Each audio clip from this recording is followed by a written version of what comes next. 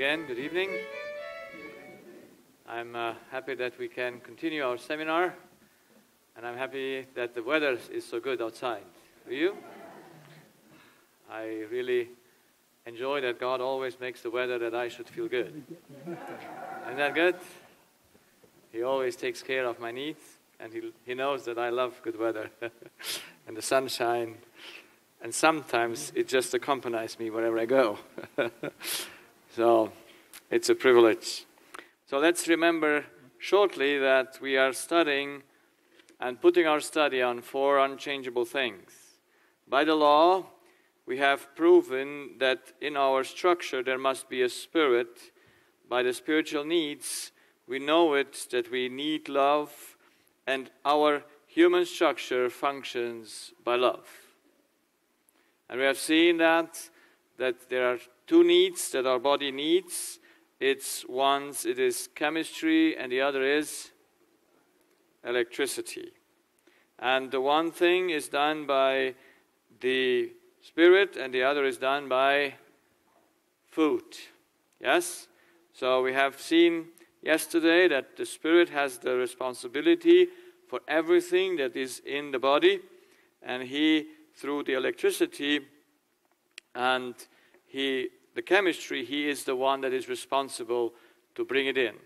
So the electricity comes through his own thinking, and through his own thinking he governs the nervous system, the hormone system, the immune, the digestive, the blood sugar, and everything that is in our heart or in our human body is governed by what the spirit thinks. Now there are people, they have a low pH, they have a sour, and then they are suggested to eat more alkaline food so that they make their pH to be more alkaline.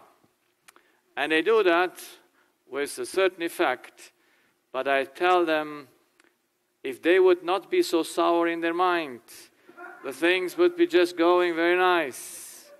And they shouldn't need to balance those things, because that sourness in the blood just shows a sour spirit. Yes? That's so important to understand. What we think just does everything in our body, because chemistry cannot govern itself. There is no chemical reaction that can go by its own choice. It must be governed. And in our life, God made the spirit that it should govern it. So, through the electrical input that the spirit gives to the body is put well, and the spirit chooses what to eat or not, or what to drink, or how to do all things. So we see that our decisions are twofold. Once they make the direct electrical current by moving us, but also the spirit takes a decision if you eat chocolate or not. Yes? So that's why he is in charge of how much? Of everything. Of chemistry and of the electricity. So we saw yesterday my first case, which was very simple, and I showed that case that this lady got headache because she changed her way of thinking.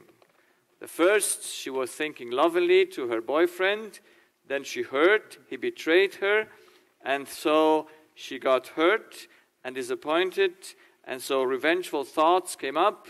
She took herself in prison, and her body responds with pain. Would she realize that she makes the pain to herself? Does she realize that? No.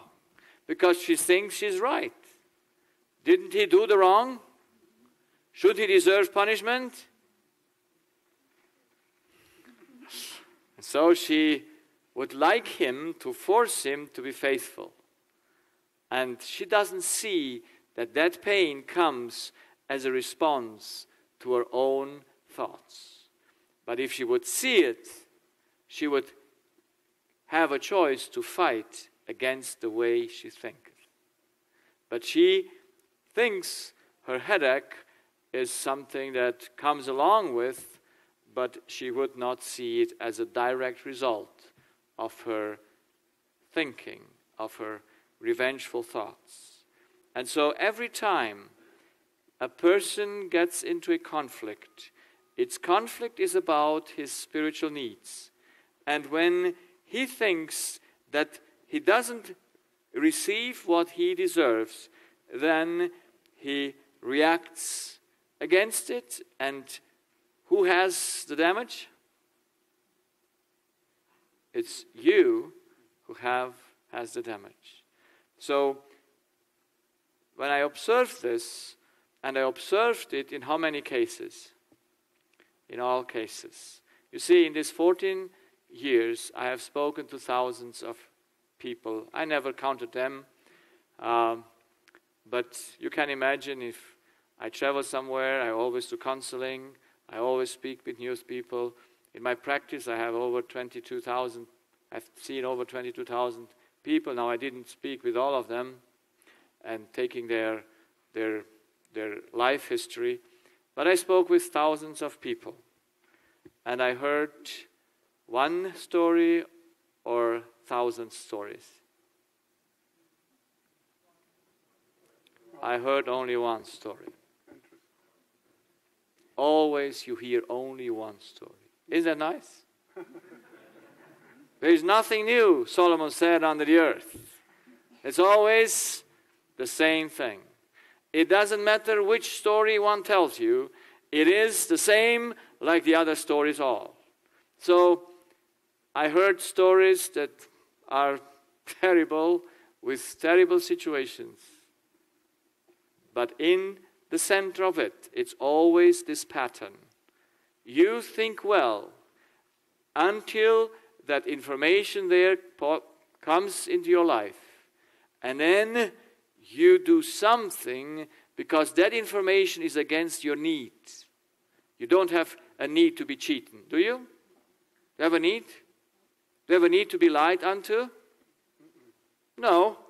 So whenever someone lies unto you, you get upset. And who gets the headache? You do. Because that upsetness is wrong. There was a lady just recently that called me and said, I'm so upset because my husband is not sincere to me. Yes? Should the husband be sincere to his wife? Yes? Well, it's good if he is. But if he's not, how much damage does she have? Depends. None. No damage. Because when she wants him to be sincere and he's not, she takes herself into prison and destroys herself. She has no peace anymore. She cannot sleep. And so we have in us an error. And this error we don't see as wrong. And I asked this lady, by what authority does he need to be sincere to you? Have you understood the question? Who are you that you want sincerity from your husband? Are you with me? I don't hear the gentleman laughing.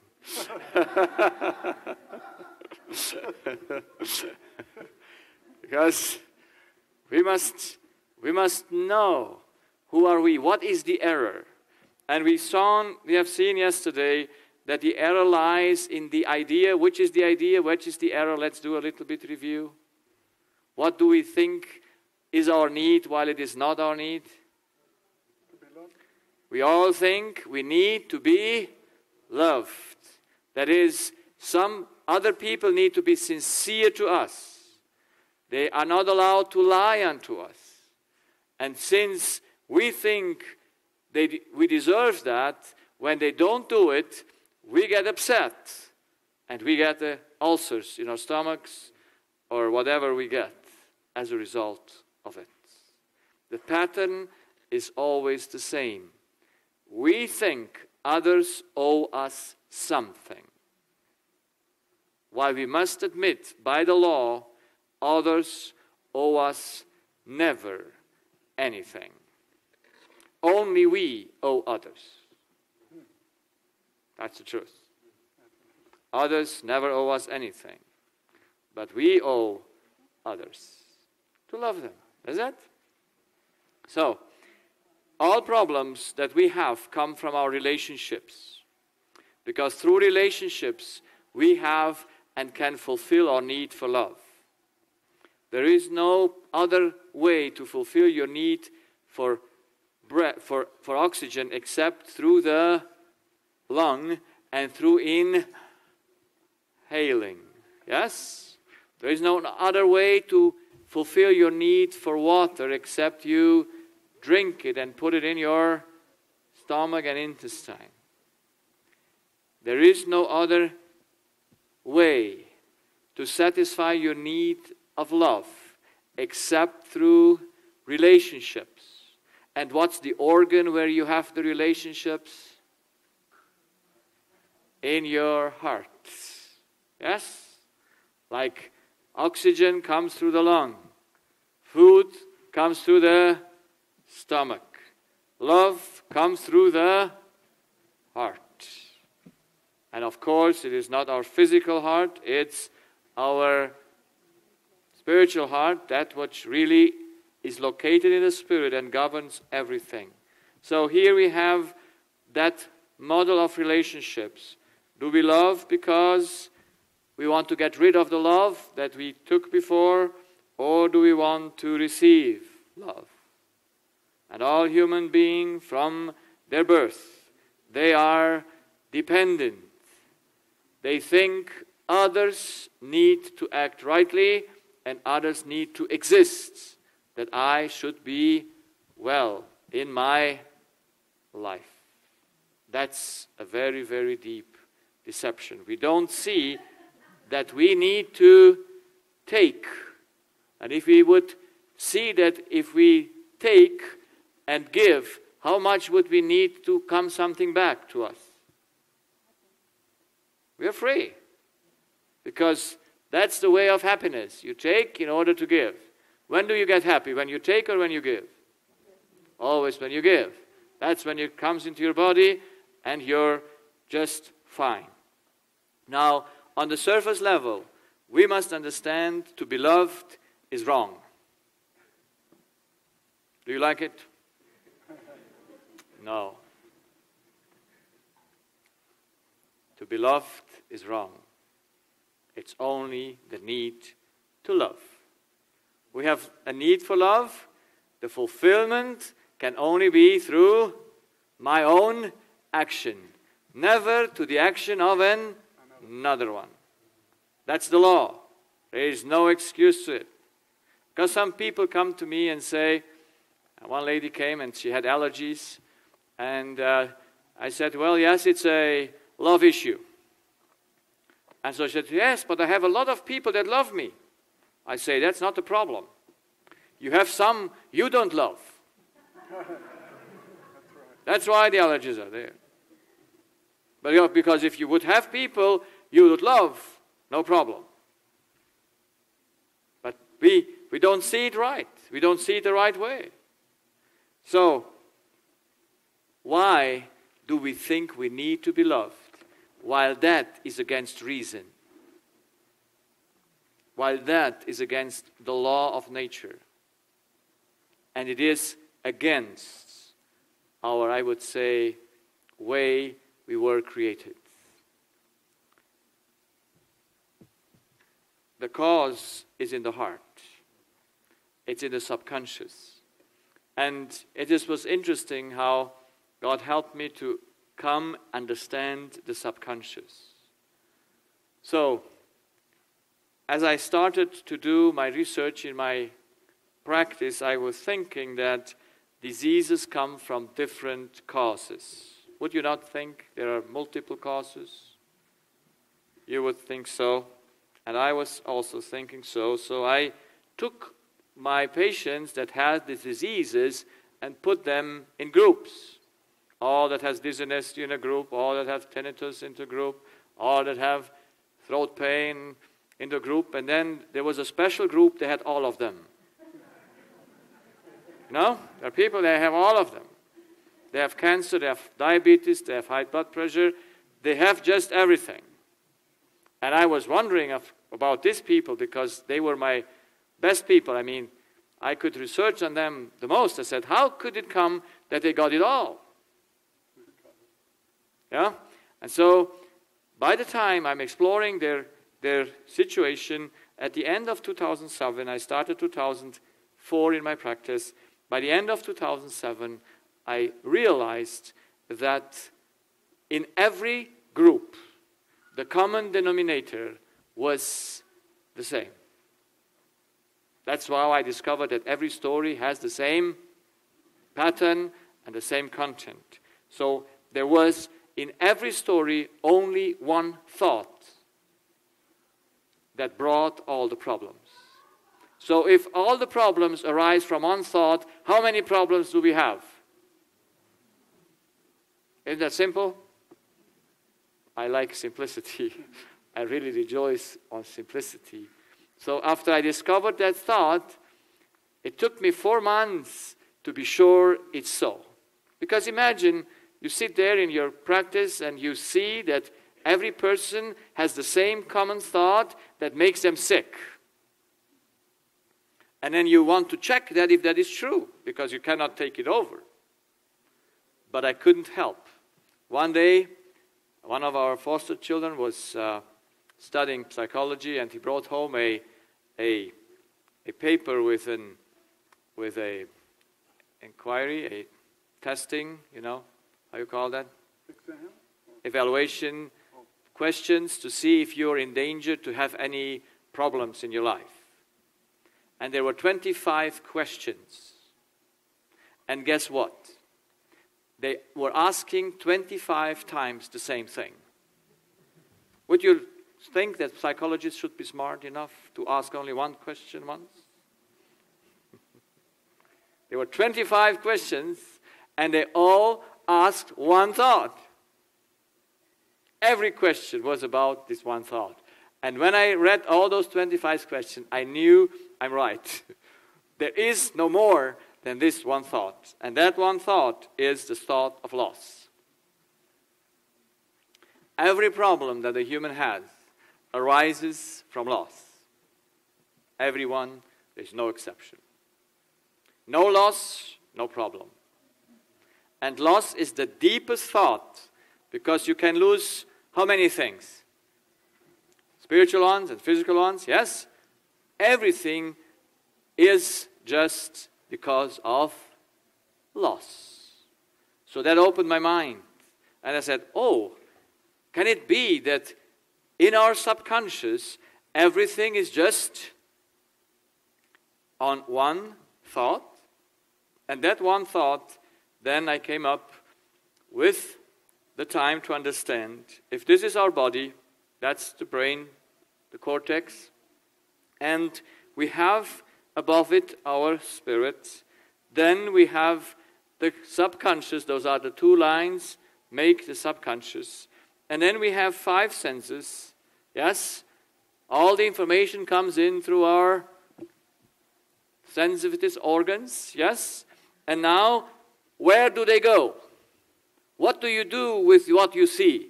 Where is it going? Where does that thing end up? So to say, it is in your spirit, yeah, it ends up only in electricity at the end, but we will see. So you have in your subconscious only 2 categories where you can put the things. There is either gain, indifference, that's the 0, or loss. Whatever you see, you have only 3 categories where you put it. In the end, it's only 2, because indifference, you left it. Yes, if you are not a soccer addict or fan, would it matter who wins or loses? No. But if you are, it matters. Yes? So if something leaves you indifferent, then that doesn't count. because you're not challenged. But we must put everything we see, we hear, we feel, we smell, or we taste in only these categories, because there are no more. No more. So why did you come here? To lose or to gain? If you would come to lose, you would not have come. Because no one can go where he loses. So that's the categories where you put the things, and now we have a decision process after the things are in the categories. That decision process is, for the gain, we must achieve it. That's why we have a yes. And the yes makes the electricity. It's the one in binary system. And then the indifference doesn't play a role because it doesn't challenge us. It went so well last night, did it? No interruption.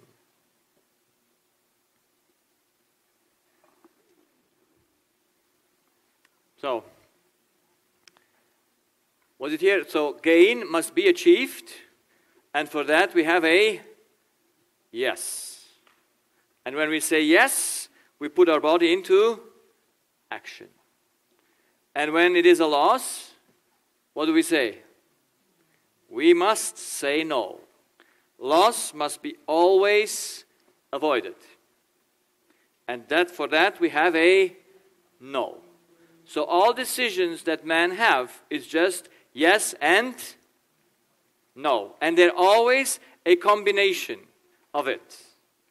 So let's see, I'm thirsty. What do I need to think in my subconscious to drink? What do I need to think? I must think I need now to drink because this is a gain. So I drink. How long do I drink? Until it becomes a loss. And then you say no. Understand the decision making? You only can drink as long as it is a gain. In the moment it gets a loss, you stop drinking. Is that fine? So just to exemplify the process of decision making. All decisions, imagine you have potluck and you have many dishes there. You know what is going on in your subconscious? Gain and loss, gain and loss, gain and loss. What's gain and loss, gain and loss? Yeah? And it goes in splits of second. I always eat that what's the most gainful. I mean, what I think for me is most gain. And so I take that. But can I eat it infinitely? No, I must stop. Because then it becomes a loss, even though I still like it. Because I don't want my body should be taxed unnecessarily by things that are hurting him or making him not play well. So that's very simple. All decisions we take are just yes and no. And they're always a combination. And you see, is anything wrong if I stop drinking? No, I must stop drinking because I have a space. Yes? If I drink too much, then so that's why stopping to drink is a loss, and I have to say no. So every decision is just gain and loss. And we must say no to loss. There is no choice to ever say yes to loss. You can go to any therapy. As long as you don't see that you didn't lose anything by that what happened to you, you're still going to destroy yourself. Because there is no capacity in the way we were made to function to cope with loss. Loss, we must say no. So why then do people get sick? When they cannot avoid to say no. if you could say no to the loss, you're free. But if you cannot avoid the loss, then you're a prisoner in the moment you experience it and think it is personal loss. So, let's see. There is a little bit, to make it a little bit more plain, gain, indifference, and loss. What is individual in all people and what is the same in all people? So individual is the what and how much. So we might be very subjective to think, what is loss for me? Yes, and what is a gain for me? And how much? There are persons who consider an evil thing not so evil.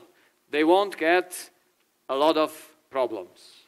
And others, they conceive a little thing as a very great evil, and they will have a lot of problems. That's subjective. That doesn't matter. That is individual. And that is not what I search to find out. Because any individual has his own individuality, and that doesn't matter. But what is set in all of us is the how. The how is not a choice. The how is set by the law, and it is the same in all humans. You will see that, because how to become rich and how to avoid loss is set by the law, by how we function. So let's look from another perspective to it, so that we don't get too much confusion. But we will have question and answering sessions after this. So the will. The will is the first place where the information comes in. So the will, I see in a computer system the screen. Does the screen take decisions? No, but the screen picks up the information and shows it to whom? To us. And so I then can take a decision. So the will is, so to say, the door to the heart. But it cannot decide. You must be conscious to take any decision. You cannot be unconscious and take decisions. Okay? There must be a certain conscious level for every decision. Because the will must be enclosed. I mean, he works there. So, and he is in the consciousness. So you must realize you're hungry or thirsty or you're freezing or you're sweating. So you must realize your need first. That's in the will. But now the decision for what you need is done in the heart. We have in the will also our spiritual needs. So the green ones are also the body needs, and the red ones, I hope you understood, are the spiritual need, because love is always red, is it? Should be. Okay. I know. So, and everyone has in his will a need that is first. You see, that's why I made the will like this, because you have one spiritual need that is always first, and then all the others follow. And that's individual in all of us. The will is all different in all of us. So the ha, the H, stays for harmony. And my will, in my spirit, needs first harmony. Anything else comes later. So I look to everything through the mirror of harmony. And then, of course, I need justice. That's not far away from my harmony. Then I need liberty. That's something that I also need. Then I need truth. I need wisdom. And I need security. So those are a few basic needs that we all have. But in our will, the order of them is a little bit different. And so this is my explanation of the different personalities that we have. We all have the same needs, but since they're a little bit set different, we have a different personality. How many personalities exist on earth? Everyone is a different personality. Yes? And that is nice so. And everyone has a different will. And in a different way he looks to things. You see, I am very loving the heat. My wife doesn't. She likes more the cool. We have a daughter at home, she likes the cool. Her husband, I think, likes also the cool, so that's a good match. But if you have one that likes the hot and the other likes the cool, so how is it in the car? Now, thanks God, today there are two things in the car, so everyone makes his own heating on and the other makes the dead. But if it's not, then you argue who is going to get it neat. Yeah, the one opens the window and the other shuts it down. Yes, so closes it. So it's, you see, that's subjective. And that is fine. We all can be different. That is nothing bad to be different. But the subconscious is nothing in us that is different. It is the same in every human being. That's why in the subconscious there is function. And function can never be a choice. Can you choose how you function? Can you or can you not? Can you choose how your liver functions? Can you? No, it's set by the Creator. You can only function as you were set to function.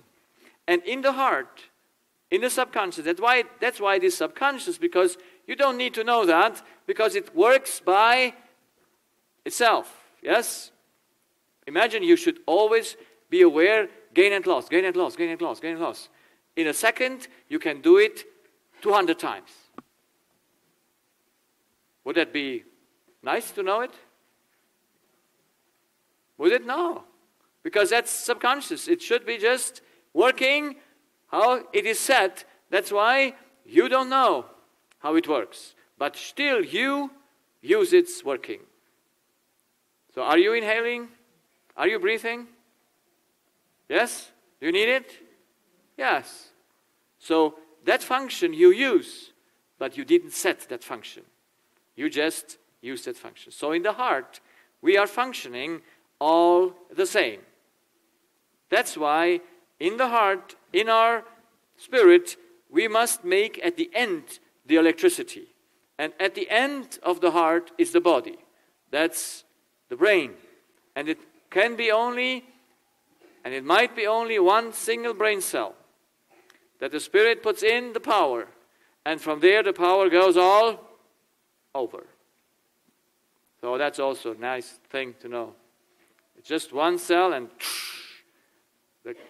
because the electric system, the connections in the brain are multiple. One cell has 400,000 connections to other cells.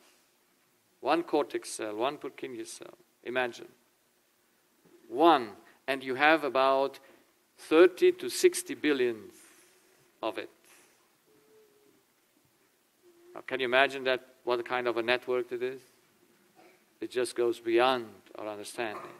So you put one electrical input in once, and it is gone where it has to be, and it comes to your leg. Yeah. So just in split of second, our heart functions, and they have measured how fast it is in you decide between gain and loss, and they measured that with the game player. You know, in the games, you must always, you know why games are addictive? Because you need to gain. You need to win and avoid loss. That's why it's a subconscious thing. You think soccer is a wise game or a stupid game? Now, I know Americans are not so into soccer, but I could take maybe American football or whatever. But there is no wisdom in any game. There is none, because it just feeds your subconscious into wanting to gain something and avoid the loss. So, and they made this measurement, and they saw that between gain and loss, you take a decision in 4.5 milliseconds. 4.5 milliseconds until you get the input to choose between gain and loss. I don't know how they measured it, but that's how they came up with it. And I think it's correct because we can see how fast we decide subconsciously and even realize it. So, we must put everything in gain and loss, and that's the spirit, that's the red thing, and we must say yes to gain, and we must say no to loss. We can say never yes to loss. Never ever. So every disease comes because you cannot avoid the loss. If you could avoid loss, you would have total control over your life. Because you have to say no to loss. Now the question is, how does that work that we think? Would you think you can avoid loss? Would you think you can? Everyone says no. But if he says no, he must have a measurement through which he sees how to come to loss or how to avoid loss. Can you say yes and no without having a measurement that says it to you? Can you? No. But before I discovered the measurement that puts everything into gain and loss, I asked myself, because I came to find all these things out step by step. And it took me 4 months until I knew this, after I once discovered loss. And so, when I finished, I said, every one of my patients has just one problem, loss. Everyone. I said, so how does that work? And when I discovered this process here, and I was sure it is so, I went to God and said, if this is the truth, then it must be known before I discovered it. It must be known. It must be written in the Word of God. If loss makes us sick, then it should be a knowledge that should always exist, that it makes us sick. You cannot discover it after 6,000 years since Adam fell into sin, something new. Can you? No. And something that's so important for life. So I asked God and said, Lord, show me where is this written in the Bible. Because it must be written in the Bible. And of course, if I don't have Christian audience, I don't need to prove that to the Bible, but since this is a Christian audience, I give you a lot of Bible hints where all these things are written in the Bible, and you have read it before, but you didn't see it. Have you ever read the Sermon on the Mount? Yes? Okay. Did you see that thing in the Sermon on the Mount? Did you see this equation here, this functioning? Did you see it? No, if you're sincere, you didn't see it. I wouldn't have seen it if I would have not known it before. So, here is the Sermon on the Mount. And who made the Sermon on the Mount? Jesus. Who is Jesus? He created us, yes? And He said it. And in the center, and some people believe in a chiasmic, or I don't know how that works, structure. For me, it's not important. For me, the information is important. But it's just in the center of the message. And look how Jesus explains it. Not so complex like I do it. But that's His wisdom. He just says it in 4 or 5 Bible verses. He explains the whole heart in the center. So He says so. Lay not up for yourself treasures upon earth, where moth and rust doth corrupt, and where thieves break through and steal. But lay up for yourself treasures in heaven, where neither moth nor rust doth corrupt, and where thieves do not break through nor steal. For where your treasure is, your heart is also. Yes, is it there? Yep. So, what is the first need of the heart? Now think, because Jesus gave us raw material here. Yes, now we have to chew it and to take it apart. The heart needs a treasure. How must the treasure be? What's the only one condition for the treasure?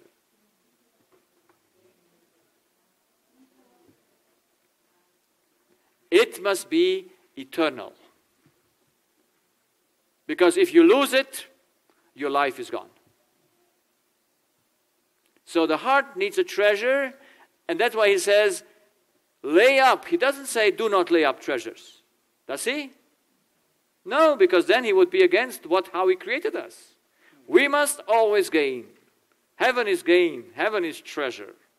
So we always must go for one direction, for gain. And there's nothing bad in gaining. It's just on what is your heart bound. Is it bound on something eternal or something that you can lose? Because you see, Jesus says here, lay not up treasures upon earth where moth and rust does corrupt and thieves break to steal. There are three possibilities to what? To lose. Because there's not much more. And then if you lay up the treasures in heaven, what happens? Any thieves up there? Any moth or rust? Nothing. So you're very safe. And if your treasure is in heaven, your life is totally secure. No damage possible. That's why Jesus was never damaged. You could never take his treasure away because he always had an eternal treasure. There's a nice story of the rich young ruler. You know that story? He comes to Jesus and says, what shall I do to inherit eternal life? And Jesus says, keep the commandments. And we'll see that the commandment is in the center of the heart when we come to that point. But then he says, I kept them. And then Jesus says, you miss one thing. What did he miss? He says, go and sell everything you have and give it to the poor. For what purpose?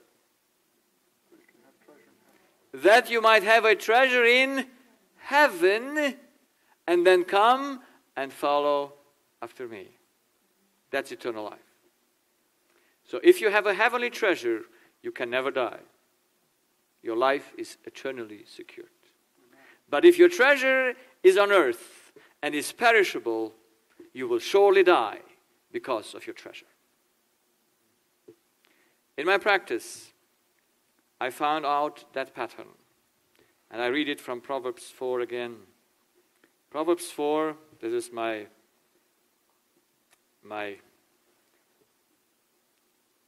how you call attending doctor? Solomon. My son, attend to my words. Incline thine ear unto my sayings. Let them not depart from thine eyes. Keep them in the midst of thine heart.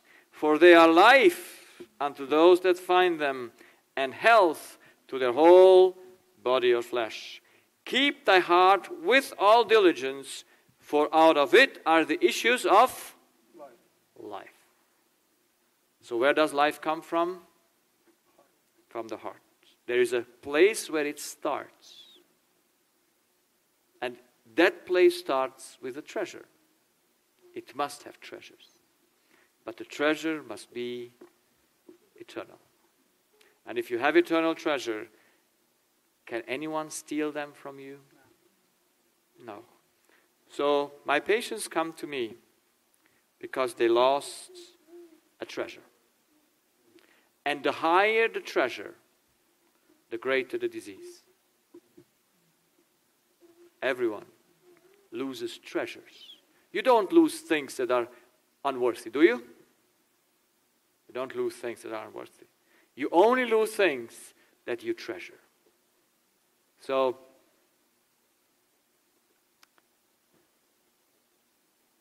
let's give a short example. When a person is in love, what does she think in her heart? Did she get a great gain or a small gain? Great gain. How great the gain? Great, great king. You know, Germans are very, very interesting people. They know how to say to the treasure what's a treasure. So a German doesn't say honey to his wife or to his husband. He says treasure. Yeah, Schatz. Yes. So Germans are very interesting. Yes, so they go just to the point. You are my treasure. Finally, I got you. Now I keep you. Isn't that? You're my treasure. And always, and then when I call my wife, sometimes I say, treasure, where are you? Oh, that's how we do it.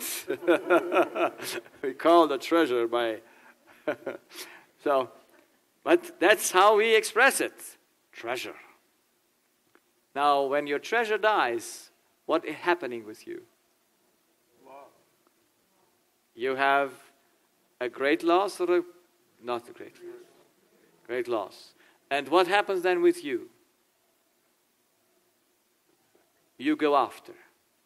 You know, there are patients and stories that people said, when you die, the next day I kill myself. And they're old people, they do it. Sometimes they cannot do it, but they would do it. I have one patient, he's now 92 years old, and he was very in love with his wife, and she passed away a few years ago. And he told me before she passed away, he said, when she dies, the next day I die also. I prepared my stuff in my board there, you know. Pardon? Yeah, whatever he said, and he will die. But somehow she died, and he still lives. But as a protest, he was a healthy person. After his wife died, he does not now come out of the bed anymore. He doesn't walk out. He can walk. He's 92. He could walk, and he could go and make his garden. But no, he stays in the bed, watches TV the whole day, and says, I cannot come up of this bed. That's his protest, because he lost his treasure. And he wants to go after it. So, that's why, you see, what happens when a person loses love for the other person? What is in the heart as a process? Let's say you are in love with a person, you see him as a great treasure like a diamond. Yes? And you feel, when you treasure another person, you feel very, very good. Yes? It's the best feeling. Why does that feeling diminish? Some say it would be a too high stress, but that's not stress. Why does that diminish? Because with the time, after a few weeks, you see that the diamond has some scratches. And then it diminishes in value. And after a few years, it's not diamond anymore, it's just gold, but still a treasure. There are still some feelings there. But then it comes to silver and to bronze, and then it comes to iron, and then it comes to rusty iron, and then you cannot keep him anymore. That's what happened in us. People come to me and say, I don't feel anything for her or for him. I say, I know why. You don't treasure him anymore. He's for you a loss. That's why. We would always stay with people as long as we would treasure them. But in a moment, they're worthless for us, let them go. And you don't have even problems with it. Only the one that is left behind, that might keep you and might want to be with you, that is the one that has the loss. That's why the ones that divorce usually, because they cannot cope with the loss anymore, they get free. Yes? And the others, they get sick. You see, it's so important. If your marriage didn't go well and your spouse dies, you get healthy. You become healthy after that. But if your marriage is good and your spouse dies, you get very sick. after that marriage. Because you lose your treasure. So is that clear for all of us?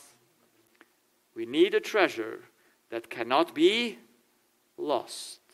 And now is the question, how do we get that? And that must be get through the measurement. How do I come to the point that no one can take my treasure away?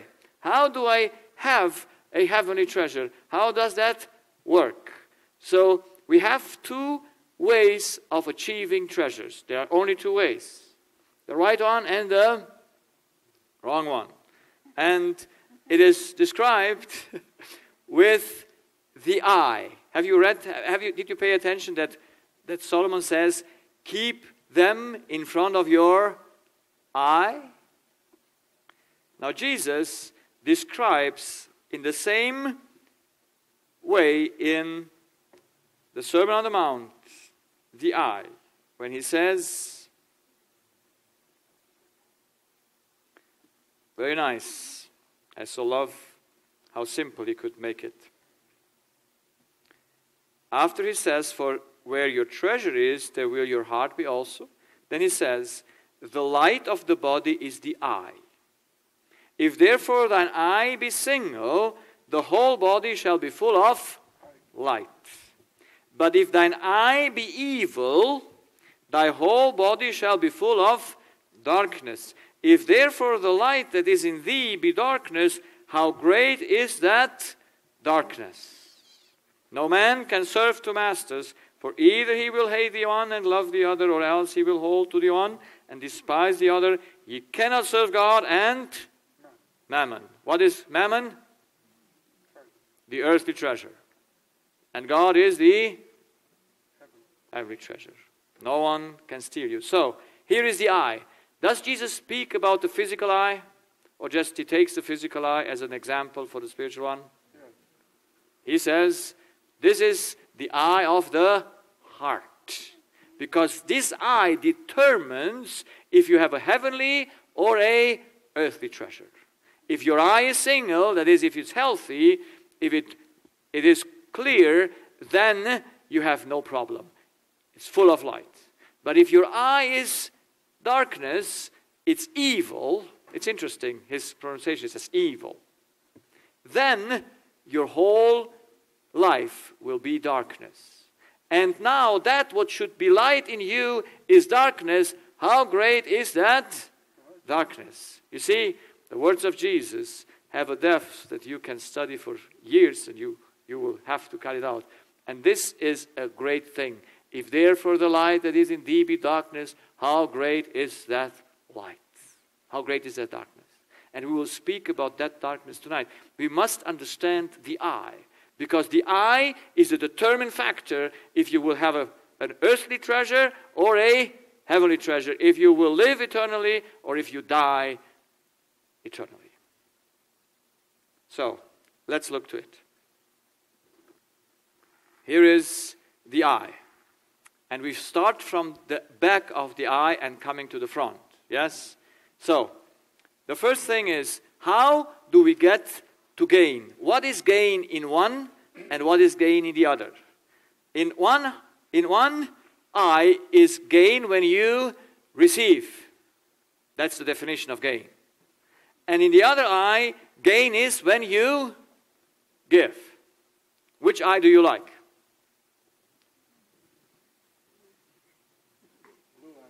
So, the one says you gain when you receive. The other says you gain when you give. Which do you like more? Which is the right eye? How do you get to be rich? By receiving or by giving? By giving. Yes? Everyone is nice with the giving? Yes. So, how many doors do we have here in the back? Maybe you have 2 doors.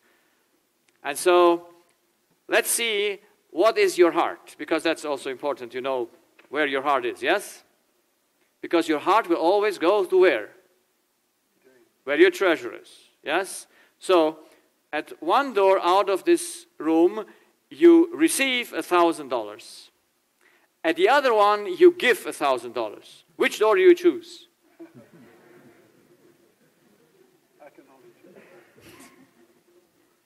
So you understand?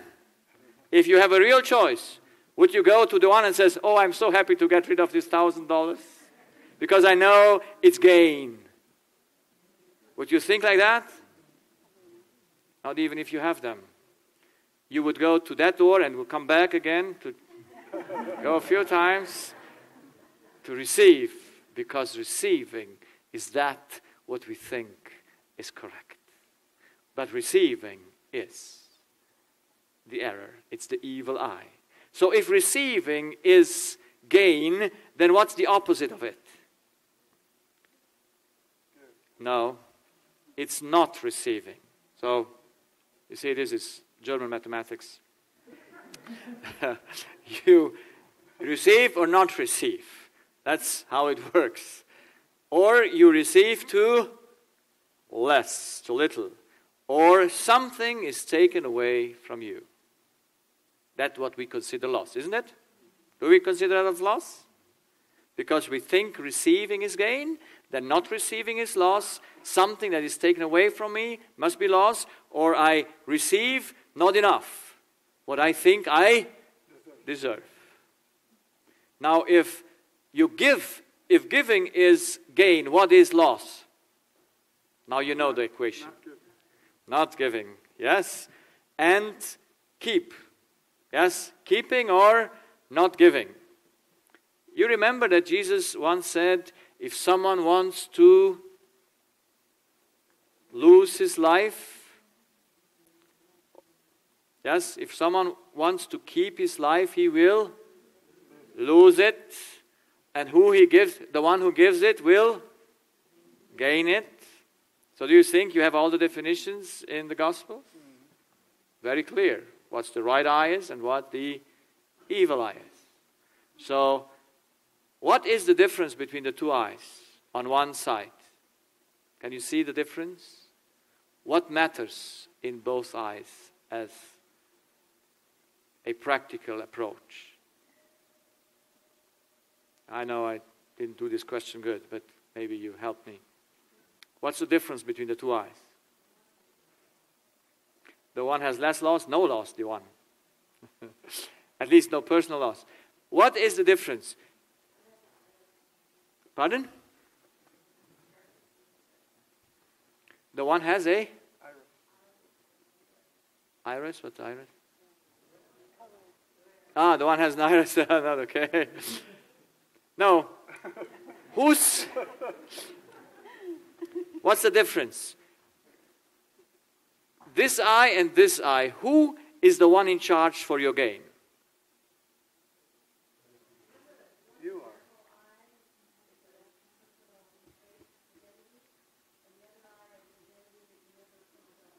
Yeah, we will come to that, yes. So, which one, what does the one eye and what does the other one? Here, you are dependent on what others are doing. Yep. And here, you are In control. independent of what others are doing. Because receiving, not receiving, receive too little, something is taken away, are whose actions? Of others. But giving or not giving and keeping is whose action? Yours. So, who can only make yourself lost? You yourself. If that's the truth, then you have full control. You see, I was one evening in those early years in my practice, and I was sitting there, my last patient was gone, and there came a thought to me that says, no one can make you lost, only yourself can make you lost. And I took that thought and I said, I have to see if this thought is right or not. And I came to the conclusion that this thought is very nice and very freeing. Imagine no one can make you lost. How much fear would you have? How much people would you need to control? Nobody. To how many would you need to put borders? To how many? None. None. You would just be free because you know only your actions, your yes and no, can make you lost or can bring you gain. No one else. Isn't that nice? Yeah. I find it fantastic. It saved me a lot of anger. It saved me a lot of things. When I once discovered it, I said, okay, I always must miscalculate the loss when I think I can get it. So, all things that matter is loss exists, but it can never be personal. We will see also gain is not personal, but that we will come later to that as well. So, people, when a child dies, is that a loss? Is it a great loss? Yeah. Yes. But if it's not yours, does it matter to you? No. If it's maybe a relative, it might matter a little bit. But if it is in Africa, oh, it's a sad thing, but you will still sleep well at night. But if it's yours, it's something different. I have many stories. I just recently had a gentleman, 49 years old, biology professor. And I love biology professors, or I love all kinds of professors. And he comes to my practice because he is in a institution, and a health institution, because of a burnout. And of course, they don't send him to me because I'm a burnout specialist. They send him to me because his left ear is making him problems since 5 years. And his left eye makes him problems since 1 year. It diminishes in sight. So left ear, left eye. And I, of course, don't ask him only about that. I ask him what does he have else in the body, because I take the whole body as a approach, because the body can never lie to me. You tell me your body systems, I know your story. It's very simple. Isn't it fantastic? A doctor should know immediately after the body, who can never lie, that the body is governed from the heart. And it shows all your losses. And this gentleman, 5 years ago, before the year started, lost his sexual ability with 44 years old man. If a 44-year-old man loses his sexual ability, does he have a great problem or a little one? He has a great problem. Because since the sexual instinct is so strong in men, when they lose it, they can never lose it except they have a heart problem. And so I said, what happened in your life? What did you have for an event that was there, that brought you into this situation? And it was so in 2009 or 8, so 4 years before he got his physical symptoms that took away his power of sexuality, and then it had a problem with his wife and so on, and it's an all going on, vice circle. He said, we had 4 children, and there came a last one, a little angel, and she was 6 years old, and she was selling cherries on the street. And she wanted to get over the street to get more cherries. And a car passed by and killed the child. That happened 9 years ago. Now, can you understand his stress? But why does he get sick? What does he think in his heart? Great loss or small loss? Great loss. Personal or not personal? Personal. And so he is in prison unto himself. I asked him, how often does he think on that event? What did he answer? Every time. Does he do this thinking because he wants to, or he cannot otherwise? You see, he's a prisoner. And everyone who is a prisoner must deceive himself. The body is just the output of a prison spirit. And I asked him, I said, Could you not think differently? How did you think before you had the child? How was his thinking before he had the child? Before the child was not even conceived. Had he any problems? Was he happy? He was. Now that he got the child, yes, he can be more happy. But tell me, a child for 6 years is better than no child for no years? Should be. Should be, but we don't think like that. I have patients in my practice. They said, I never wanted a child because I was afraid I could lose it. So better never have a child. Huh? So one didn't want to have a child because of afraid to lose it. Because can we control the child's life? Can we? No. Now what's the problem? Why is this gentleman so sick? Why can he not control his thoughts? Because there must be a deception behind it. And we want to see that deception. And that deception lies in the identity, who am I? The I says, who am I?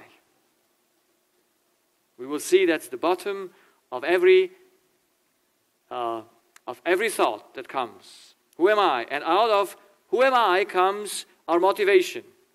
And we know that all we are having is selfishness and pride. And there are two things that I defined as the root of selfishness is I have property or possession. Some things is mine. And pride is I can create something. That's why you always give in order to receive. That's the whole I. And we need to find out the identity. And I found out the identity that must be behind this by seeing the motivation. And all problems come because people think they have a possession. So, the question is, who am I? Why can the human have no property or possession?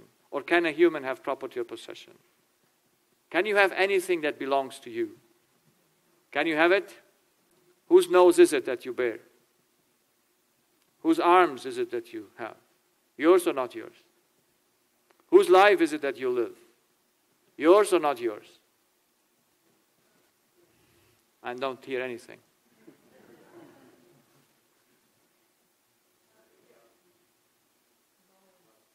It's not ours. But we all think it is. Yes. An abused person comes to me and says, my body was abused. I said, yes, but it's not your body. It's not your property. You have been abused. You have been, so to say, damaged on your body, but since your body is not yours, you cannot have no personal loss. Isn't that easy to think or not? That's just against everything we have in our heart. Against everything that's in our heart. Because we take possession. Our child is mine. Our body is mine. Our life is mine. And then you get up where? There was a Christian lady. And she had lost her right arm in a car accident. And she lost it 7 years before. Her plexus was torn away and she lost her arm. And so she came to me after 7 years because the arm was there and she had severe pain in her arm after 7 years after the accident. Now if you know a little bit of medicine, you know that after 7 years you can have no pain after an accident. There's no law to confirm that. So she had to take strong medication, how you call this, plasters, the morphine plasters. Morphine, you know morphine? Yes? And so she comes to me and I asked her, she's 54, I think, or 55, and she was 48 when she had the accident.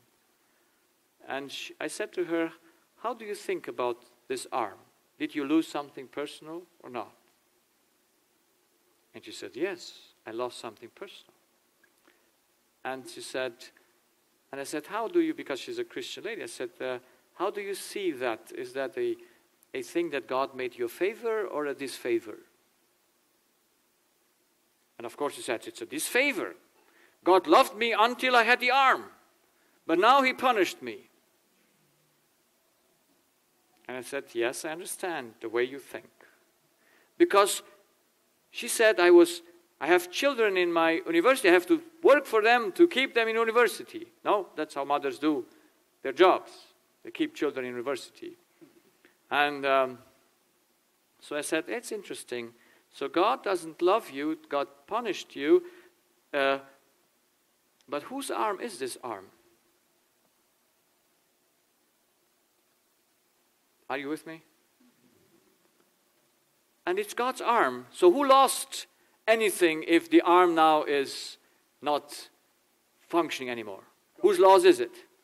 God's loss. And she should say, oh Lord God, I have my both arms to work for you, and I worked for you now 48 years, and now if you put my arm into pension, I am happy, I still use the left arm for you.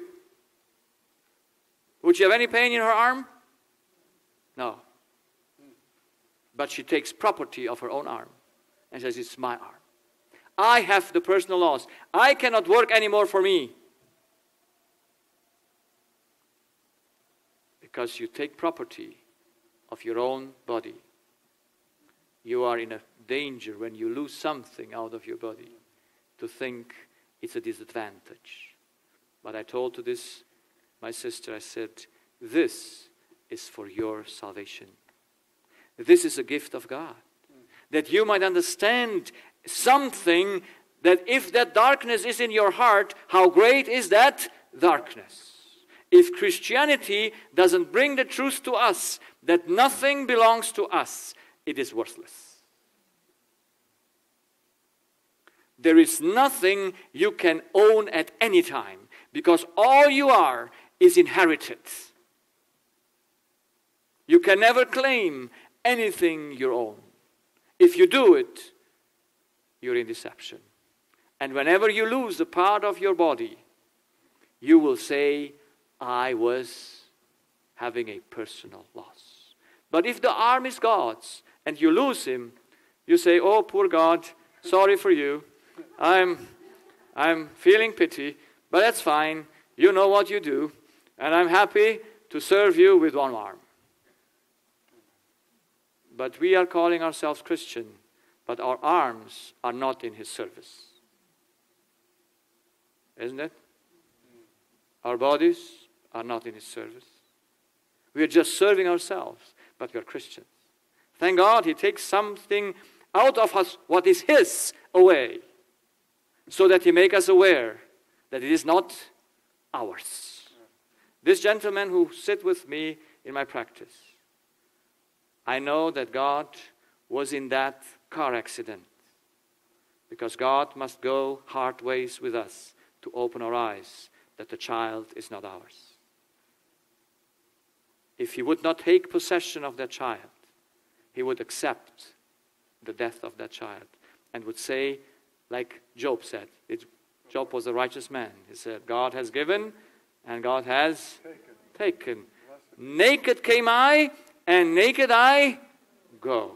What have I lost personally?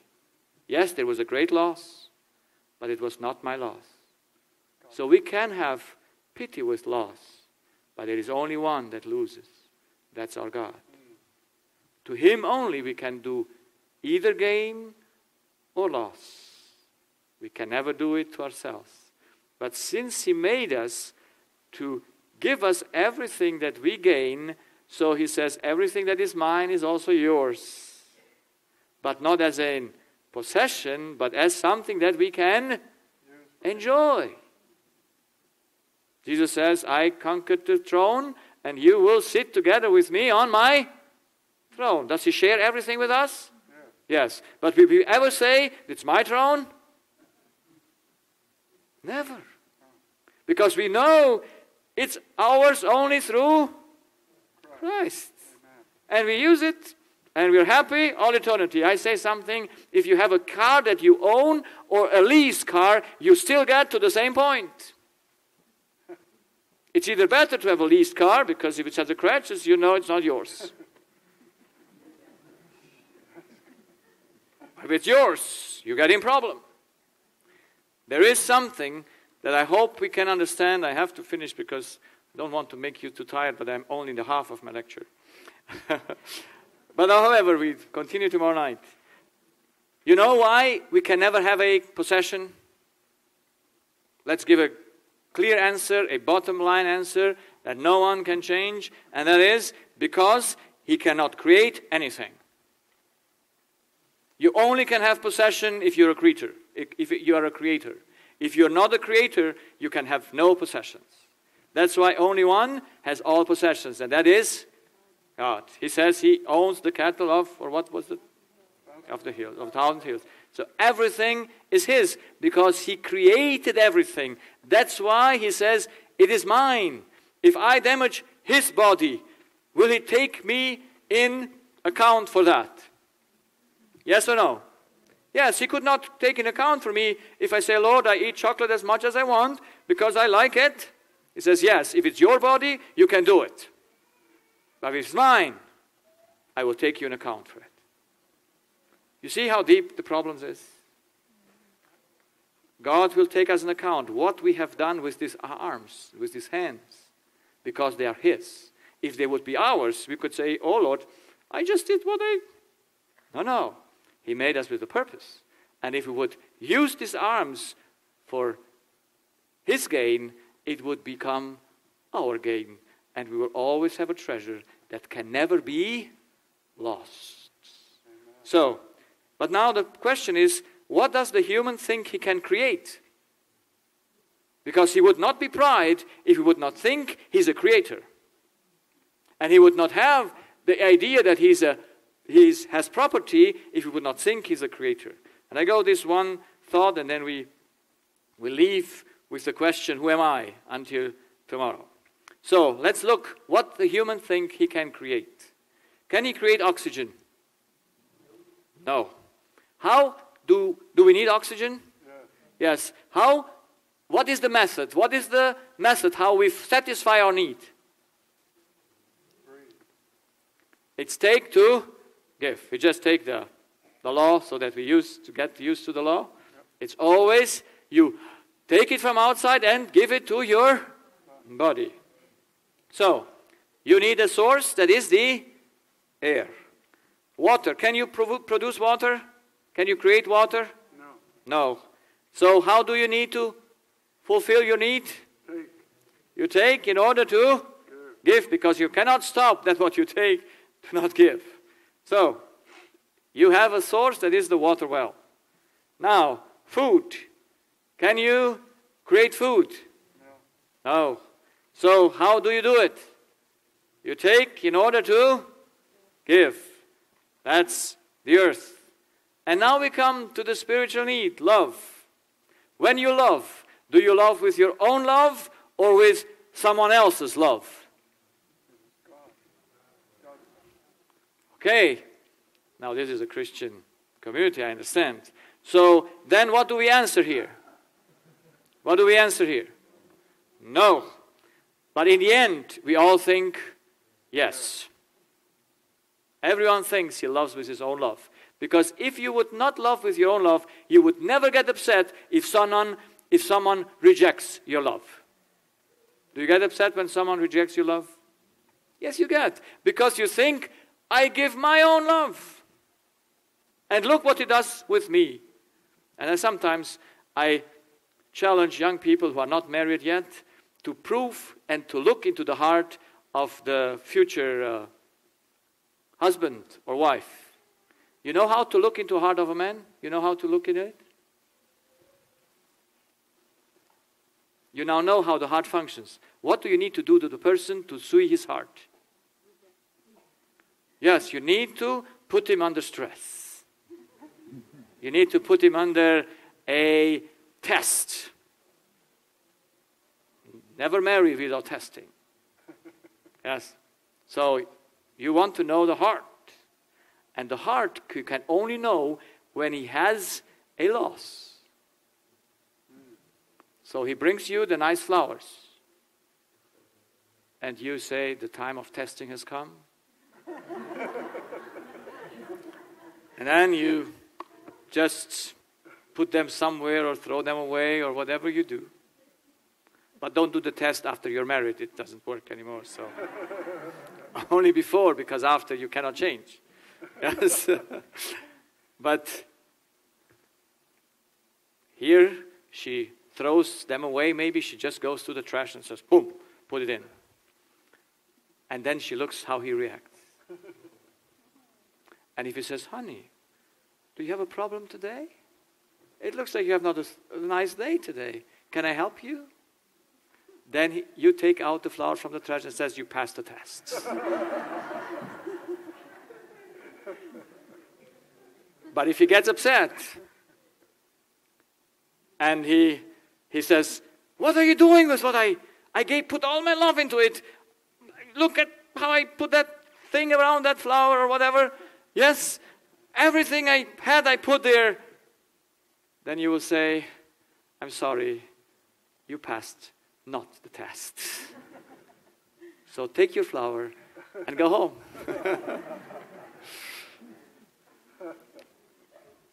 You see, when I say that to young people, they say, if I make that test, no one will pass it. Unfortunately. Can the father do the test for the... No, it's better to do your own testing. But of course, we must know. All of us think love comes from us. And I finish with a story with my wife because those are the nicest stories. After my conversion, I knew my wife loved flowers. And I'm grown up on the country where the flowers are outside, not inside the house.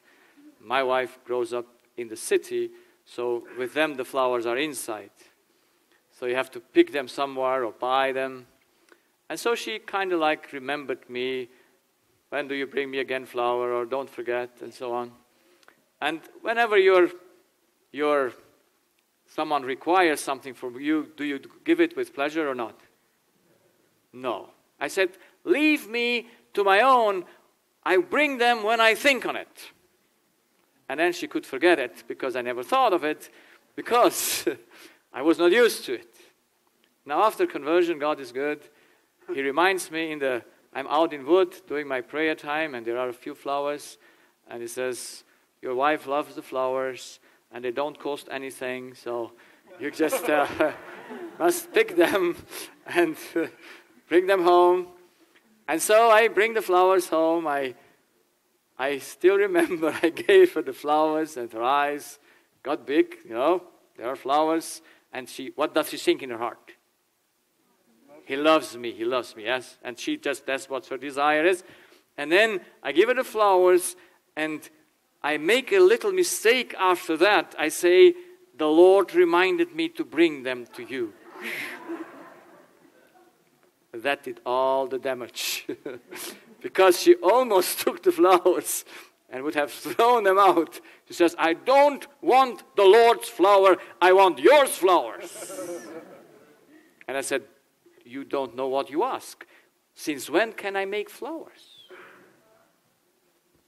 Can man make flowers? No. So, the next time the Lord reminds me of flowers, I bring flowers home, but I don't say the Lord reminded me, because I learned. Yes, you have to learn. And so she's happy, and I'm happy, because, yes, the giver is more happy than the receiver. And it takes about 1.5 years until one morning it's spring, and there are the violets, the very blue things. We are out in Romania, and it's springtime. I'm in the wood. I see the flowers. I say, my wife likes this. This is her favorite flower. So I pick as many as I could. And I come home, or at that place where we were living, because it was a weekend seminar. And I gave her the flowers. And she looks at the flowers and she says, how good is the Lord? I said, finally you got it.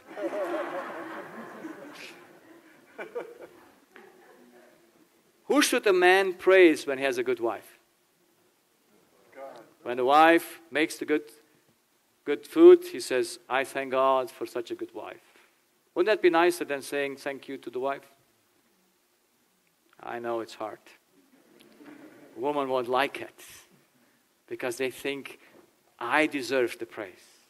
But I read in my Bible, in that chapter, in that law, where in that Sermon on the Mount, when he says, the others will see your good works, and who will they praise? You?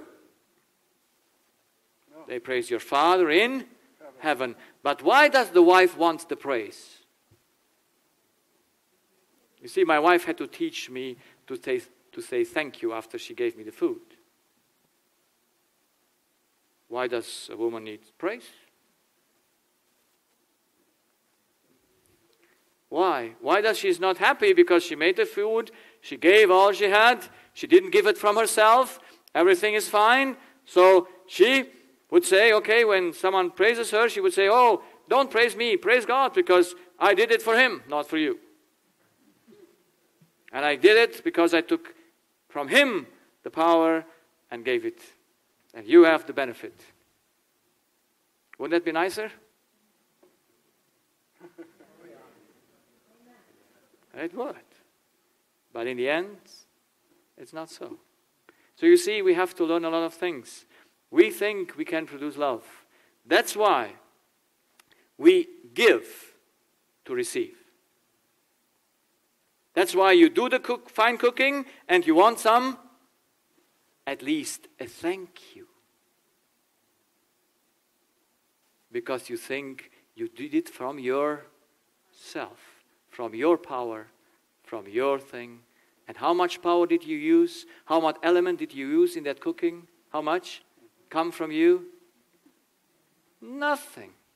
So why would you expect the praise for it? So humans give in order to receive. That's not the law, isn't it? Yes? If you give to receive, you are outside the law. Because the law says you take in order to give. And giving is the end of the equation. And you're happy that you could give it, and that's the gain. That's the heavenly treasure. So people don't know who they think they take from. So what does the human think he can create? He thinks love is his creation. Ask people, and you will see it in their heart. That's why they get upset when they put love in something and their love is not appreciated or their acts are not seen as they should. So, who does man think that he is?